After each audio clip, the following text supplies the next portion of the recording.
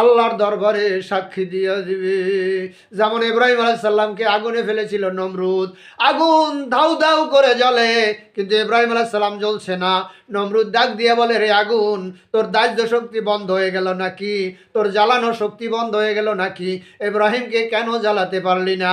আগুনের থেকে মানুষের মতো আওয়াজ বের হলো। আগুন ডাক দিয়ে কয়, রে নমরুদ, শুনে নে, আমার দাহ্য শক্তি বন্ধ হয়ে যায় নাই, আমার জ্বালানোর শক্তি বন্ধ হয়ে যায় নাই। যদি প্রমাণ করতে চাও তাহলে তুই নিজে আয়, তোকে শুদ্ধা তামাম পৃথিবী জ্বালাইয়া দিতে পারি, কিন্তু ইব্রাহিম আলাইহিস সালামের এক গাছ পশম জ্বালাবার ক্ষমতা আমার নাই। যেহেতু আল্লাহ আমাকে নোটিশ করে দিয়েছেন, কুলনা ইয়া নারুকুনি বারদাও ওয়া সালামান আলা ইব্রাহিম। হে আগুন, ইব্রাহিম খলিলের জন্য শান্তিদায়ক ঠান্ডা হয়ে যা।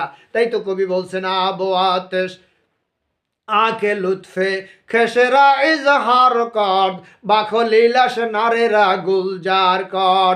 আগুনে যখন ইব্রাহিম আলাইহিস সালাম পড়ে গেলেন, ওই আগুনকে আল্লাহ ফুলের বাগান বানাইয়া দিলেন। তাহলে বোঝা গেল আগুনেও কথা বলতে পারবে। পারবে কিনা বলেন? এই কথা বলেন না, পারবে না? আগুনেও আল্লাহর দরবারে সাক্ষী দিবে, বাতাসে সাক্ষী দিবে।